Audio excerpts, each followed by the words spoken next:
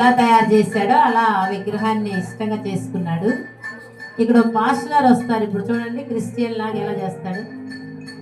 ఏంటి ఇది ఇలా ఉంది, ఇది బాగాలేదు, నేను ఇలా చేస్తే బాగుంటుందని ఒక క్రాస్ సిలువలాగా వేస్తాడు.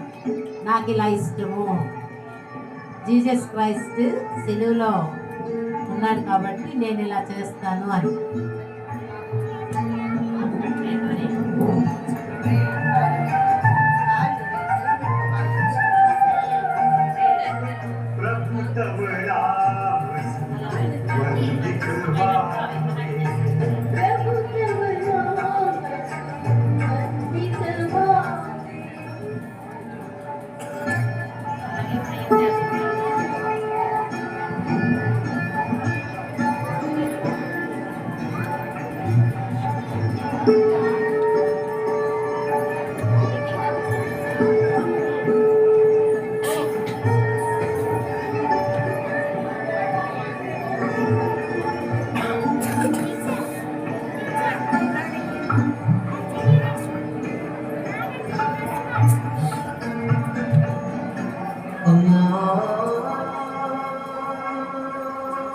మహమ్మద్ ప్రవక్త వస్తున్నాడు. మహమ్మద్ ప్రవక్త లాగే తనకి ఇష్టమైన రీతిలో మలుచుకుంటున్నాడు. ఇప్పుడు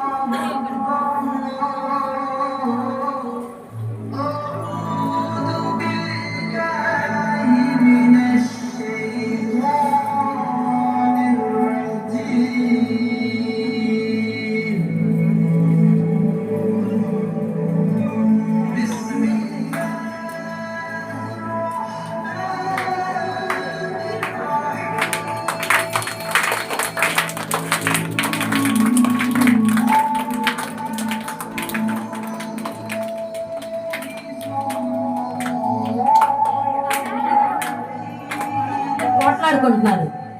నువ్వేంటి, నేను ఇలా వచ్చావు, నువ్వెలా చేస్తే నువ్వెలా చేసావేంది అని పోట్లాడుకుంటున్నప్పుడు గాంధీ గారు వస్తారు. చూడండి, ఇప్పుడు వాళ్ళందరూ పోట్లాడొద్దునా, మనం అందరం అలా ఉండకూడదు అని చెప్తాడు. వాళ్ళు ఏం చెప్తారు చూద్దాం.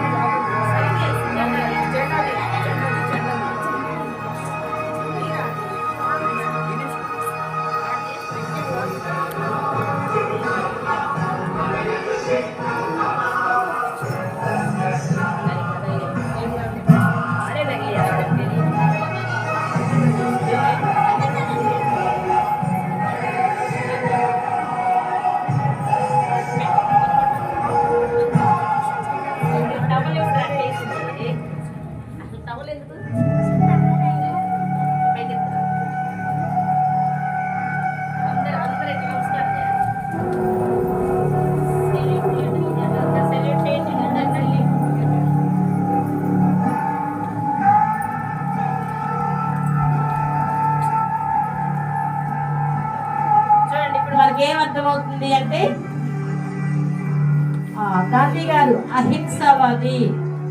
ఆయన హింసను ఖండించి మనము ఒకరికొకరు కొట్టుకోకూడదు, మనం ఇలాంటివి చేయకూడదు అనే విషయాన్ని రుజువు చేశారన్నమాట. అందుకే గాంధీ గారు చాలా చెప్పగానే మీరు ఇలా చేయకూడదు, మీరు ఇలా చేయకూడదు అని చెప్పగానే వెంటనే అందరూ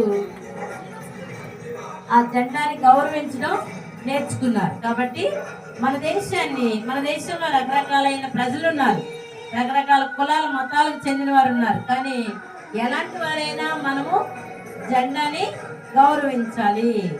అది మన దేశ సాంప్రదాయం, మన దేశం యొక్క గుర్తు, మన ఫ్లాగ్, ఇండియన్ ఫ్లాగ్.